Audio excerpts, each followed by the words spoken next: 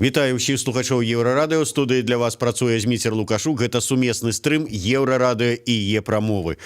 Пра непрызнанне вынікаў прэзідэнцкіх выбараў у Беларусі і як вынік нелегітымнасці Александра Лукашэнкі заявілі практычна ўсе краіны Еўрасаюза, а таксама і пра неабходнасць увядзення санкцый у дачыненні да афіцыйнага Мінска. Літва, Латвія, Эстонія ўжо апублікавалі свой спіс беларускіх чыноўнікаў на чале з Александром Лукашэнкам, адносна якіх ужо уведзеныя візавыя санкцыі. А якой рэакцыі іншай можна было чакаць ад Еўрасаюза і увогуле, што больш небяспечная знешняя ці ўнутраная нелегітымнасць, як выправіць гэтую сітуацыю, калі гэта магчыма, мы сёння і абмяркуем падчас нашай размовы з кіраўніком Совета по международной, так, як правильно забыўся, международных адносінах. Совета по международных адносінах Мінскі дыялог Евгеном Прыгерманам. Выбачай, Евген, памятаю на зубок, як это называется, але сённяшнія падзеі яны крыху збіваюць з панталыку, сам бачыш, што адбываецца, і адпаведна першае пытанне. А вось пасля таго, як быў агучаны нават папярэдні вынік выбараў яшчэ 9 жніўня, пасля таго, як 10-го.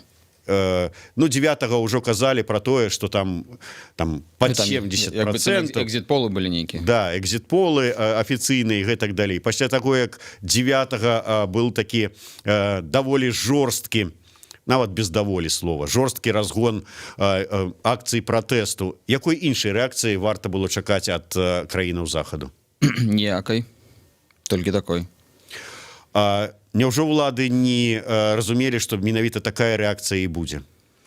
Разумелі, і лепш за нас, я думаю, разумелі, але як мы неаднойчы абмяркоўвалі ў тым ліку ў гэтай студыі, улада аўтарытарная, і яна ў першую чаргу думае, засяроджваецца на тых непасрэдных прамых выкліках самой сабе. То бок тыя праблемы і тыя выклікі, якія вось тут цяпер існуюць, якія могуць гэтую уладу неяк падштурхнуць у той ці іншы бок, а можа нават і паваліць, яны для ўлады становяцца найпершым, галоўным выклікам.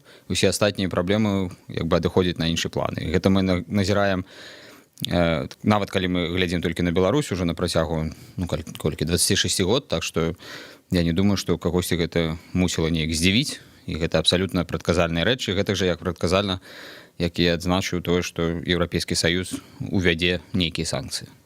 Але зараз жа шмат кажуць пра тое, што, ведаеце, у нас тут, я маю на увазе, еўрапейскія там палітыкі часам кажуць, там рэал-палітык, трэба разумець геапалітычнае становішча, што з сабой уяўляе Беларусь у гэтым нашым рэгіёне, там выспа стабільнасці, і далей гэтыя ўсе такія ўжо звыклыя тэзісы, маўляў, можа быць, яны пойдуць на нейкія іншую рэакцыю, выкажуць занепакоенасць, выкажуць там сваю нязгоду з тым, як дзейнічаюць беларускія ўлады, і гэтым абмяжуюцца. Усё ж такі рэакцыя, яна адпаведная, ці, як некаторыя кажуць, нават і не такая жорсткая, як варта было чакаць?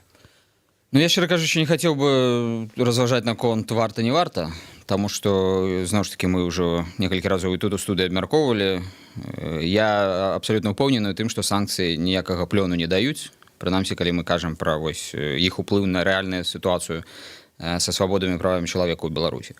Так што яны ўводзяцца з іншых абсалютна прычынаў, пра гэта зараз яшчэ раз можам таксама казаць. Але, зноў ж такі, я прапаную не казаць там варта, не варта, проста ёсць факт, гэта абсалютна чаканы факт.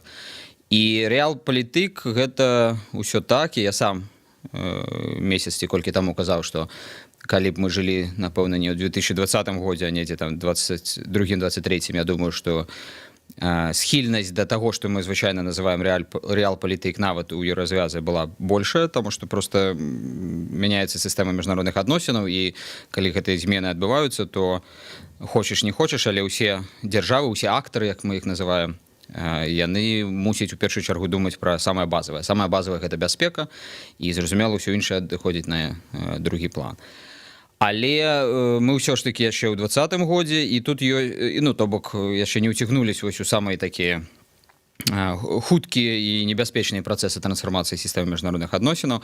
Ну і па-другое, тут ёсць вельмі такі важны чыннік. Вось, можа, пра гэта і варта сказаць, чаму як бы уводзяцца гэтыя санкцыі, нягледзячы на тое, што абсалютна відавочна, што ніякага пазітыўнага ўплыву яны на сітуацыю тут у Беларусі мець не будуць. Я думаю, што два галоўных чынніка, і яны абсалютна не датычныя нас, яны датычныя самого еўразвязу. Першы чыннік — гэта тое, што мы называем грамадскай думкай. Ну, просто вы бачыце, якая колькасць зараз публікацыяў.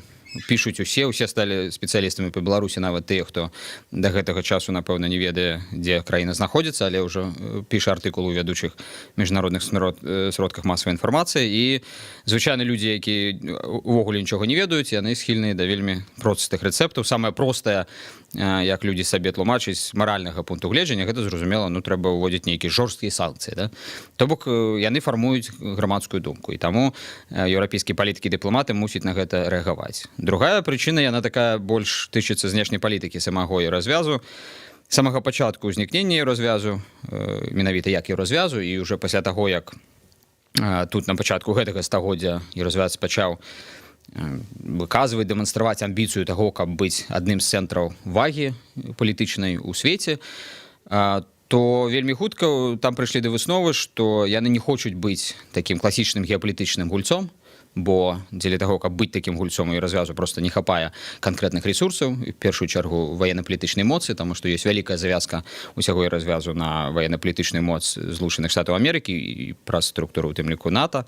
Але вось прыйшлі да высновы, што развяз мусіць быць такім аўтарытэтам маральнага кшталту і в першую чаргу прасоўваць дэмакратыю і правы чалавека. І гэта, зноў ж такі, тая канцэпцыя, якая так ці інакш будзе змяняцца, бо проста змяняюцца ўмовы. Але пакуль развяз яшчэ ў такім пошуку, і не гатовы ад таго, каб адмовіцца ад такога падыходу. І таму яны яшчэ такім чынам думаюць, што калі мы тут не рэагуем неяк на тое, што адбываецца ў Беларусі, тым больш, што тыя карцінкі, што мы бачым, яны жахлівыя, абсалютна як бы недапушчальныя, незразумелыя для як бы нармальнага чалавечага розуму, гэты весь гвалт на вуліцах, там, на крэсінах і так далей. І калі б яны не адрэагавалі, то гэта быў бы, канечне, сігнал ва ўвесь свет, што ЕС уже не тот. І вось я нават магу працытаваць, я літаральна учора ўдзельнічаў у адной онлайн-дыскусіі з цэлым шэрагам еўрапейскіх дыпламатаў, экспертаў, і адзін такі высокага ўзроўню еўрапейскі дыпламат з адной актыўнай краіны, чальца еўразвязу, вельмі канкрэтна сфармуляваў як бы дылему ці выклік для еўразвязу, для яго краіны па сітуацыю ў Беларусі. Ён кажа, што мы проста не можам не адрэагаваць, бо будзем выглядаць дурнямі, гэта цытата, зноў ж таки, у першую чаргу ў вачах сваіх грамадстваў. Але мы гэтак жа ведаем, што гэта нічога не рашае, гэтыя санкцыі, таму пры ўсіх санкцыях і там непрызнаннях нам трэба шукаць магчымасці, як развіваць нейкую практычную палітыку. Ну вось вам адказ такі доўгі на гэтае пытанне. Ну, сапраўды, мы ўжо спрачаліся на гэтую тэму як мінімум 2 разы за апошнія 1,5 месяцы.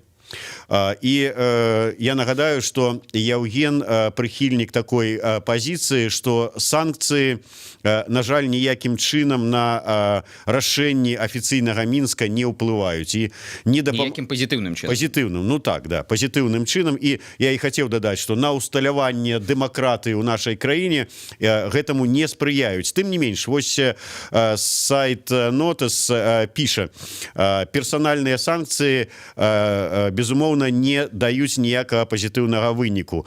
На дзеючую ўладу здольныя паўплываць толькі маштабныя усе сусветныя эканамічныя санкцыі. Безумоўна, гэта паўплывае на ўвесь народ, але каб падняцца, трэба паваліцца, упасць. Гэта які сайт? Не, это, нік такі у нашага гледача, сайт Нот. Вот ваше все ж таки меркаванне. Увядуць, як тут написано, маштабныя усе сусветныя эканамічныя санкцыі. І, можа быць, гэта? Ну, усесусветныя дакладна не. Усесусветныя санкцыі могуць уводзіцца толькі па лініі Савета бяспекі ААН. Зразумела, там ёсць некаторыя краіны, якія першымі прызналі вынікі выбараў у Беларусі. Гэта ў прыватнасці Кітай і Расія, то бок гэта абсалютна выключана. Я думаю, прамова Светланы Ціханаўскай, якая была учора анансаваная, калі яна адбудзецца там у Радзе бяспекі, то яна, канешне, ніякім чынам не пераканае гэтай краіны неяк інакш паглядзець на сітуацыю. Калі мы глядзім канкрэтна на краіны захаду, ну вось напрыклад еўрапейскі саюз, то вось напэўна гэты чалавек, які піша, просто крыху не ведае, што нават па ўнутраных дакументах еўразвязу, у прыватнасці па рашэнню 2004 года, калі я не памыляюся, еўрапейскі саюз в прынцыпе не можа ўводзіць эканамічныя санкцыі, то бок там дакумент, які рэгламентуе санкцыйную палітыку, ён канкрэтна прапісвае, што мусяць уводзіцца толькі кропкавыя санкцыі, якія не будуць нейкім такім сур'ёзным чынам адбівацца на, як вы сказалі, вялікай колькасці людзей. Ну і больш за тое, дакументы гэта адна рэч, а інтарэсы гэта іншая. І вось як зноў ж такі я і шмат хто іншы ўвесь час падкрэсліваем, заграніца нам не паможа з той простой прычыны, што заграніца і у тым ліку еўразвяз пры ўсіх там дэкларатыўных розных мэтах і пры тым, што сапраўды так ці інакш яны намагаюцца дапамагаць недзе, прасоўваць правы чалавека і дэмакратыю, але вось у такім фундаментальным рэчышчы кожная краіна і еўразвяз у тым ліку дзейнічаюць зыходзячы са сваіх інтарэсаў. І таму ну, я не ўяўляю сабе, нават калі б не было вось гэтых унутраных дакументаў, якія фактычна забараняюць уводзіць жорсткія эканамічныя санкцыі. Я не ўяўляю сабе, як бы еўразвяз уводзіў тыя санкцыі, якія ну, сапраўды сур'ёзна адбіліся б на эканамічных інтарэсах самого еўразвяза. Ну, гэта выключана. І гэта таксама ну, вось, просто падкрэслівае, што акрамя беларускага грамадства вырашаць пытанні Беларусі ну, на сур'ёзным узроўні няма каму. Дарэчы, вось мы акурат такі размаўлялі у жывым эфіры Еўрарадыё з дырэктарам дэпартамента па усходняй і цэнтральнай Еўропе фонда Маршала у Германії спадаром Йоргам Форбрэгам. І падчас нашай размовы вот прыйшла інфармацыя, што было прынятае палітычнае рашэнне Саветам міністраў ЕС аб тым, што санкцыі адносна Беларусі уводзіць неабходныя. Я адразу у спадара Форбрэга спытаўся, што чакаць, колькі часу займе вот рашэнне прынята, калі там будуць нешта уведзена. Ён мне кажа, ну зараз будуць фармавацца вот нейкія там спісы, супраць каго санкцыі будуць уведзены. Ну і потым это зойме як мінімум там некалькі тыдняў, а то можа і болей. Вот ваше меркаванне, чаго чакаць менавіта ад ЕС на такім ЕСаўскім узроўні? Мы зараз не гаворым, крыху пазней абмяркуем вось менавіта санкцыі, якія ўвялі 3 краіны Балтыі. На нацыянальным узроўні, так. Ну, пакуль выглядае так, што чакаць вось гэтых таксама персанальных санкцыяў, якія таксама былі абвешчаны, і было сказана, што зараз складаюцца спісы. Была неяк такая асобная інфармацыя, што некаторыя прозвішчы ўжо ўключаны, але як бы ёсць жаданне ісці яшчэ больш да большага спісу. То бок, у першую чаргу будзе вось гэты спіс кропкавы, які тычыцца хутчэй за ўсё некаторых вышэйшых дзяржаўных асобаў тут у краіне і тых людзей, які ЕС палічыць, што былі датычныя да ўсяго гэтага гвалту і плюс да фальсіфікацыі выбараў. Ну, абсалютна тое ж самае, што было і раней, пасля, скажем, снежня 2010 года. Адзінае пытанне зноў, па якой метадалогіі гэта ўсё будзе складацца, таму што таксама я неяк узгадваў, што пасля 10-го года, у 11-м, ну там нават анекдатычныя выпадкі былі, калі людзі, якія, здаецца, нават памерлі, некаторыя былі ў гэтых спісах. І ніхто ніколі не ведае, як яны складаюцца. Гэта прыблізна, як вы зараз усе не разумеюць, як каардынацыйная рада ў Беларусі паўстала, да, па якіх крытэрыях. Ну, вот, яшчэ больш праблемна гэта і тое, якім чынам вось гэтыя санкцыйныя спісы складаюцца. То бок, хутчэй за ўсё, вось гэта зразумела, што аўтаматычна гэта азначае, што ўзровень палітычных кантактаў, ну, ён проста амаль што абрубляецца. Паглядзім, да якога ўзроўню. Я памятаю, што у 11-12 годзе мы робім тое, што цяпер завецца мінскім барометрам, то бок вось гэты маніторынг кожныя 2 месяцы дынамікі знешняй палітыкі па розных накірунках. Тады гэта яшчэ рабілася ў рамках Беларускага інстытуту стратэгічных даследаванняў. І вось я памятаю, што быў час, зноў ж такі, вось гэта 11, 12 і пачатак 13 года, калі нават нейкія сустрэчы кіраўнікоў МЗС, то бок міністра і намеснікаў, проста з амбасадарамі, якія тут у Беларусі акрэдытаваны, гэта ўжо як бы падзея была.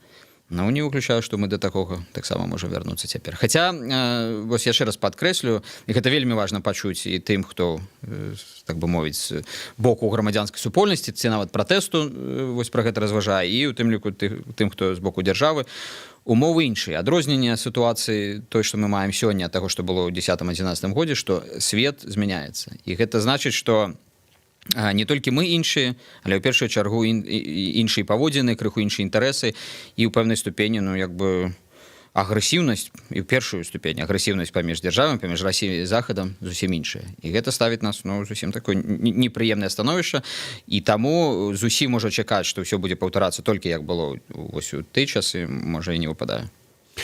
Ну, тады можна сказаць, што вы фактычна адказалі зараз на пытанне, сказаўшы б, што ніхто не ведае, як гэтыя спісы санкцыйныя фармуюцца.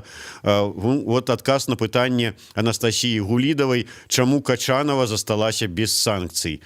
Ну, каб ведалі, хто фармуе гэтыя спісы, можа быць, спыталіся б у іх, але, на жаль, вось гэта не афішуецца, скажем так, таму сказаць, чаму Качанова не ў гэтым спісе, даволі складана. Можа, і там, дарэчы, ж яны кажуць, што будуць дадаваць прозвішча, наколькі я разумею, так? Так што, можа, калі каго асабліва турбуе вось статус Качановай, можа, яе дададуць туды, але пакуль наколькі я ведаю, не.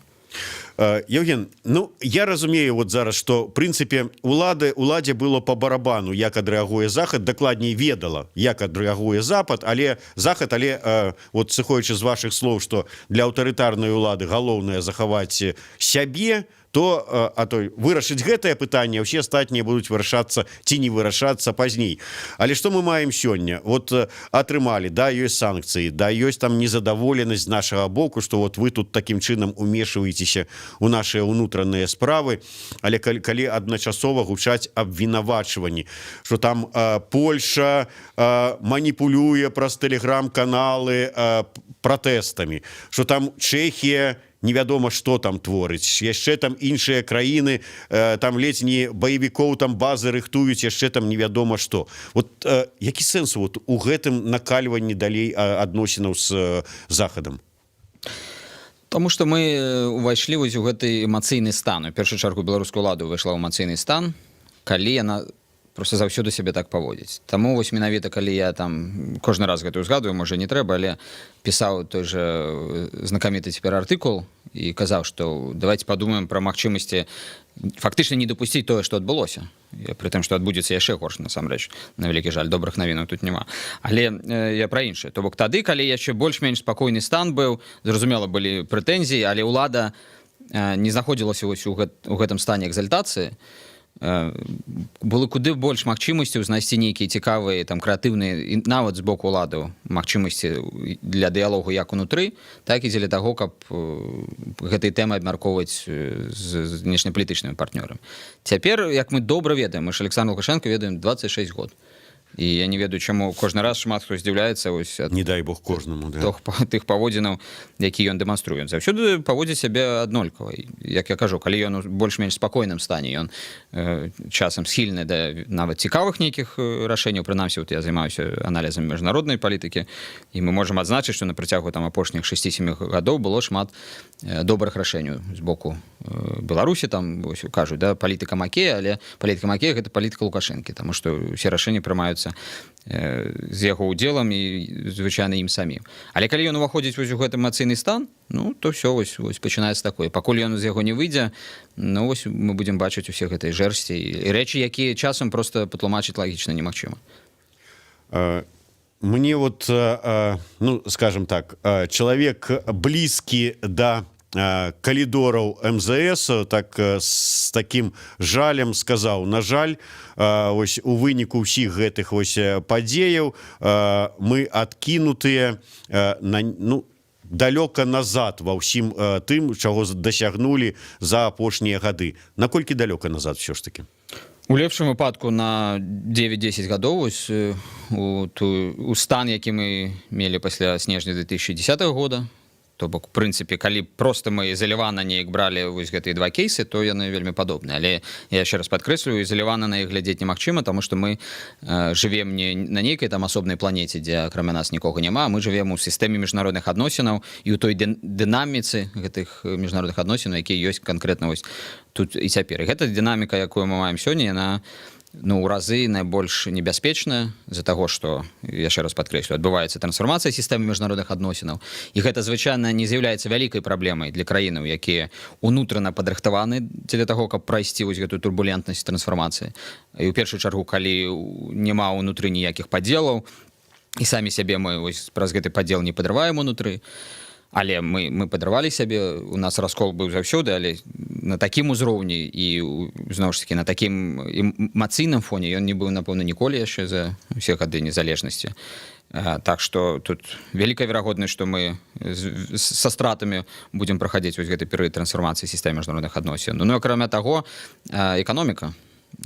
То бок, ну, для нікаго не сакрэт, што мы ўвайшлі ў нейкі зусім ужо сур'ёзны эканамічны крызіс усесветны. І зноў ж такі, некаторыя краіны, напэўна, крыху лепш яго перажывуць, але абсалютна дакладна, што Беларусі сярод гэтых краінаў не будзе. Так што вось вам і параўнанне, як бы. Атрымліваецца, што адкінулі нас у прынцыпе у нейкім такім палітычным сэнсе да ўзроўню там канца 10-го, пачатку 11-го года, але сітуацыя выглядае так, што можа быць нават горшыя наступствы вось гэтага палітычнага крызіса, чым быў тады.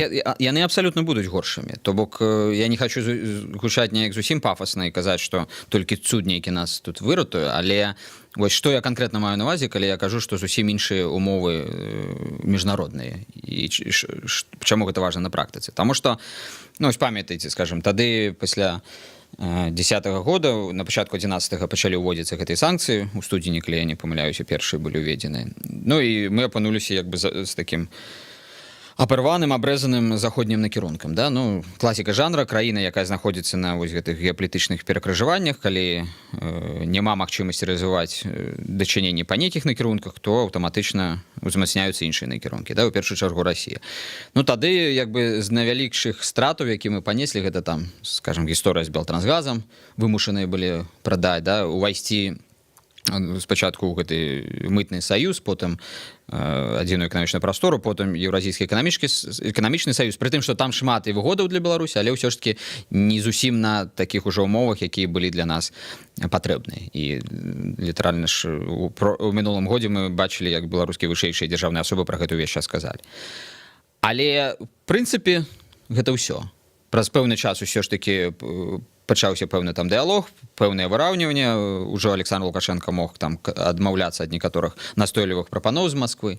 Так вось, а сёння па стане, прынамсі, вось на колькі там зараз у нас 13 гадзін там, колькі там хвілін, так?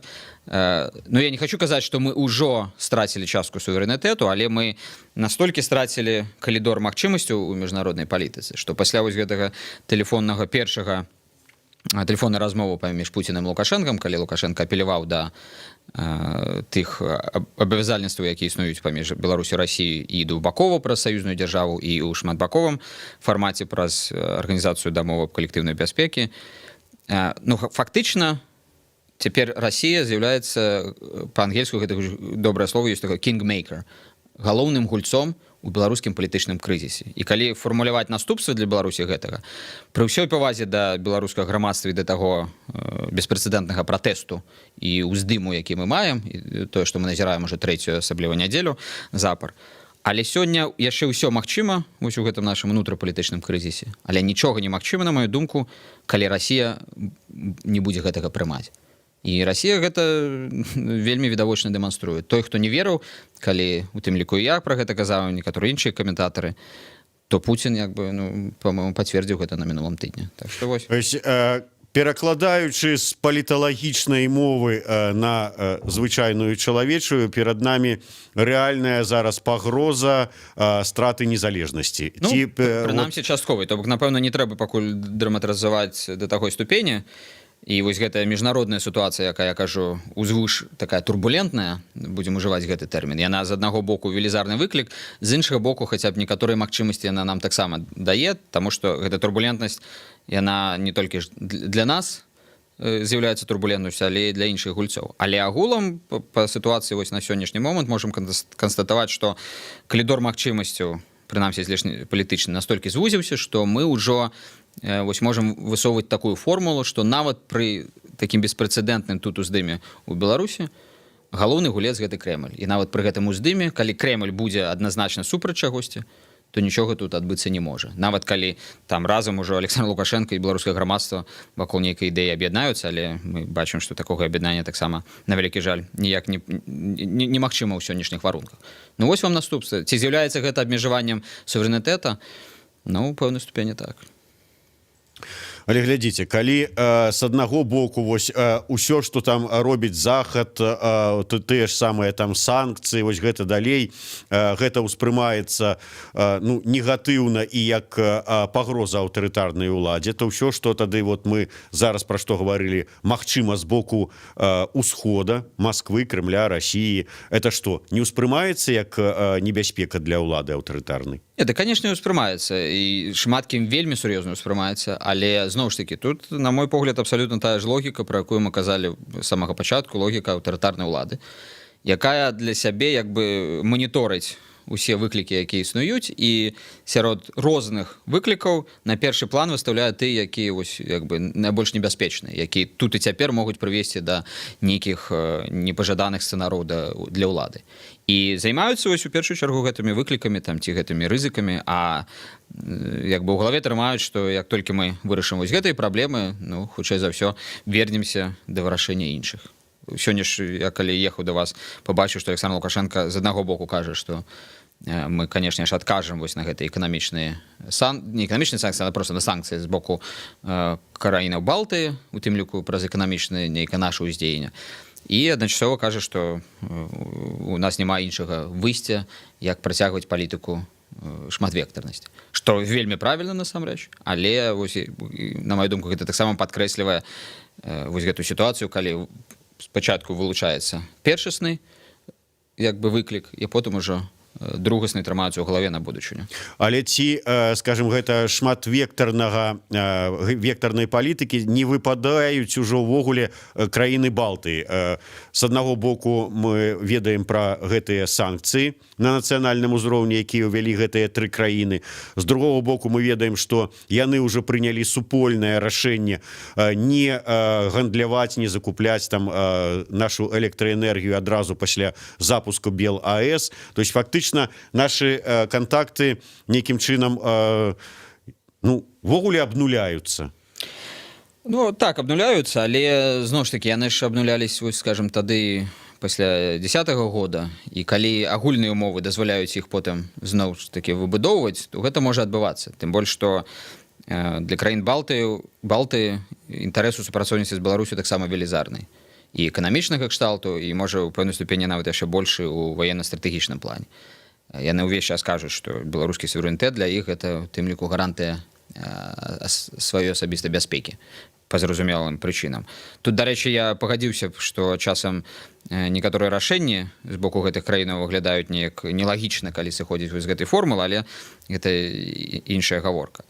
Вось, то бок, калі умовы агульныя будуць дзеля таго, каб выбудоўваць зноў нейкія там стасункі, то гэта будзе рабіцца, бо ёсць інтарэс з абодвух бакоў. Але ці будуць гэтыя умовы, як агулам будзе развівацца сітуацыя ў рэгіёне, што будзе тут у Беларусі, таксама ж мы не можам канстатаваць ніякім чынам, што будзе ўсё такім чынам развівацца, як пасля 10-11 года.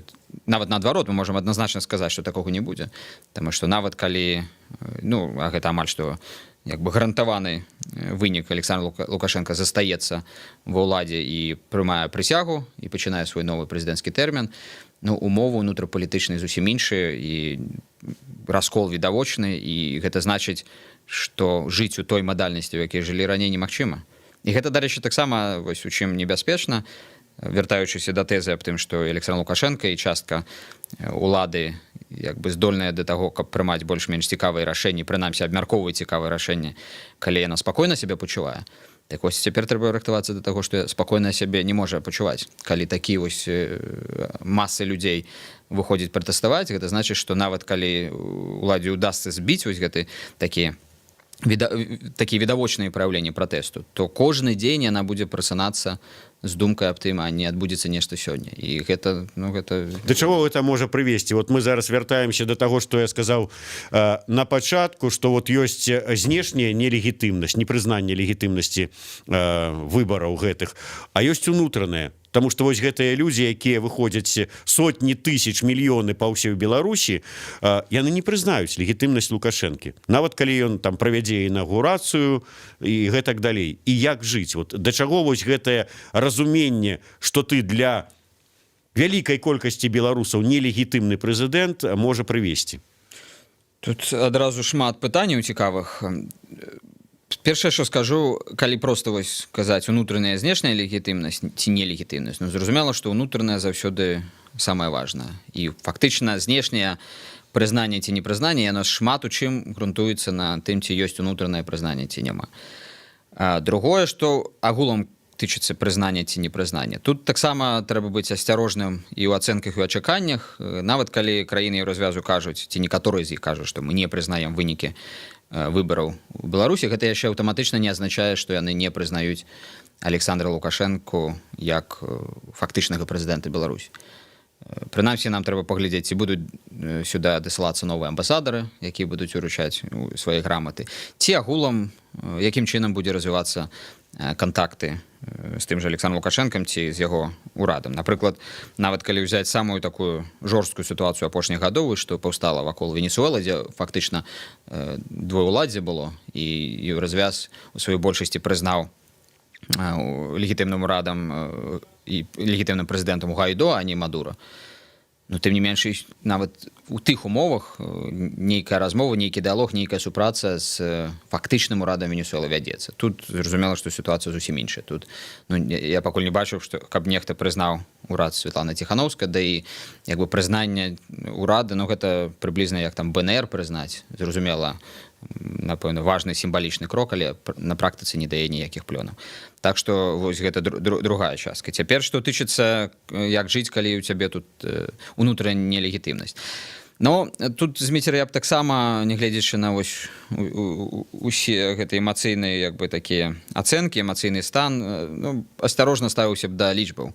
То бок, вось было сказана некалькі мільёнаў, я не ведаю, колькі гэта мільёнаў. Ну, я казаў, за ўсе дні ва ўсіх гарадах Беларусі. Ну, так, ну гэта ж у большай ступені адны і тыя ж людзі. То я не кажу, што іх мала. Гэта абсалютна беспрэцэдэнтна, гэта абсалютна, як бы, уражвае, пытанняў няма. Але чаму трэба рабіць вось гэтую агаворку, што там можа быць і не мільёны. Гэтак жа, чаму трэба ўсё ж такі задацца пытаннем, а які мог быць рэальны вынік выбараў 9 жніўня? Таму што калі я некаторых людзей, у тым ліку тых жа там еўрапейскіх дыпламатаў, чую, што яны 100% ведаюць, што як бы вось Светлана Ціханаўская перамагла з вялікім адрывам, ну то я, конечно, заўсёды хочу запытаць, як даследчык, пра метадалогію, як вы гэта ведаеце. Але тут нават не ў гэтым сэнс. У тым, што калі мы робім неадэкватны аналіз, калі нам просто хочется, каб так было. Мне б, можа, таксама хацелася б, каб вось так усё было проста, і мы б сказалі, што вось такія вынікі, таму давайте з іх зыходзіць. Але у нас няма факталагічнай базы, каб быць у гэтым упэўнены. І гэта не пытанне проста нават нейкай агульнай ацэнкі. Гэта пытанне, што з гэтым рабіць дзеля далейшых крокаў. І калі мы лічым, што за Светлану Ціханаўскую прагаласавала там, я не ведаю, 70% людзей, але гэта не так, ну то просто ўсё, што мы будзем надалей рабіць, будзе неадэкватна. Я вось з'ездзіў за апошнія выходныя спачатку ў Віцебскую область, потым у Брэсцкую обласць. Просто, зразумела, гэта ніякая не сацыялагічная праца, але просто нават размаўляю з нейкімі людзьмі, там са сваімі родзічамі, з знаёмымі, сябрамі. Ну, у мяне складаецца такое ўражанне, што ўсё ж такі мы зноў маем сітуацыю, калі тое, што адбываецца ў Мінску, адрозніваецца ад таго, што адбываецца там. Хаця і зноў ж такі абсалютна відавочна, што па ўсёй Беларусі агулам узровень уздыму ён куды больше, чым калі-небудзь быў. І гэта вельмі важна, гэта пасылае важны сігнал тому ліку уладзе. Але яшчэ раз вось проста прызываю не жыць у нейкіх ілюзіях не з-за таго, што гэта проста дрэнна, а з-за таго, што мы можам мець вельмі такія небяспечныя практычныя наступствы, бо будзе весці да неадэкватных дзеянняў. Добра, я крыху па-іншае гаварыў, але у нас, на жаль, бракуе часу, таму мы гэтую тэму, можа быць, іншым разам яшчэ абмяркуем, таму што я, в прынцыпе, казаў пра разуменне ўладай таго, што велізарная колькасць людзей, хай там не але яны супраць. Давай на заканчэнне ўсё ж такі іншае. Ці ёсць магчымасць сёння неяк вот взять і наладзіць, ну, не адным махам, конечно, не за один дзень, а наладзіць стасункі з Захадам, што, як это можна зрабіць? Вот Заходу сказать, ну ладно, мы все разумеем, да, вот каб вы там не зваліліся, як тое яблоко у руки Путину, мы санкции адменім і вот, ну, закрыем вочы на ўсё, што у вас адбываецца. Ці што павінна здарыцца? Магчымасці ёсць заўсёды, гэта відавочна, нават у самых небяспечных сітуацыях. Мы нават не дайшлі яшчэ да такой небяспечнай сітуацыі, хаця ўжо, на маю думку, вельмі блізкія да яе. Але ну фактычна у гэтым унутрапалітычным канфлікце захад і скажем так большасць краінаў і развязу занялі бок пратэсту ў Беларусі. Таму калі разважаць пра то, як найхутчэй можна нейкі прагрэс мець, то гэта, канешне, тады трэба пачынаць нейкі дыялог тут унутры краіны. Яны прапануюць усе вось там пры пасярэдніцтве АБСЕ, але гэта абсалютна нерэалізуемы сцэнарый. Я нават здзіўляюся, як некаторыя дыпламаты працягваюць з гэтым бегаць і траціць, губляць свой час і час сваіх урадаў. Абсалютна відавочна, што беларускі прэзідэнт Лукашенко не пойдзе ні на які дыялог тут і цяпер. Гэта зноў ж такі вось тое, пра што я казаў. Калі 5 месяцаў таму яшчэ можна разважаць было пра больш гнуткія нейкія падыходы і фарматы дыялогу, то сёння, калі Коля Лукашенко бегае прэзідэнцыю ў форме спецназаўца, ну ніякіх дыялогаў быць не можа. Таму адзіная тады магчымасць гэта вось усё тое, што тычыцца канстытуцыйнай рэформы, але як гэта ўсё будзе адбывацца, ну зразумела, тут пытальнікаў такая колькасць, што цяжка казаць. Да, асабліва ўлічваючы тое, што пра гэтую канстытуцыйную рэформу ўжо не адзін год Лукашенко кажа, і ўсё неяк яна не зрухнецца з месца. Такое адчуванне, што нам проста нейкі вот як той морквай маняць этой канстытуцыйнай рэформай, але хто яе будзе, калі і што і як і ці будуць увогуле рабіць. Але і адначасова гэта адзіная магчымасць ўсё ж такі неяк рухацца наперад, нават тут пры тым, што мы зрабілі кіламетровыя крокі назад. І таму я б таксама вось проста такім чынам не ставіўся, што ну нам ужо пра кажуць 10 гадоў. Я не да цябе зміцераю, я просто чую шмат хто ў тым ліку з палітыкаў такім чынам ставіцца. Гэта адзіная магчымасць. Дзякуй вялікі. Евген Прыгерман, Зміцер Лукашук, сумесны стрым Еўрарадыё і Е-прамовы. Слухайце і глядзіце нас.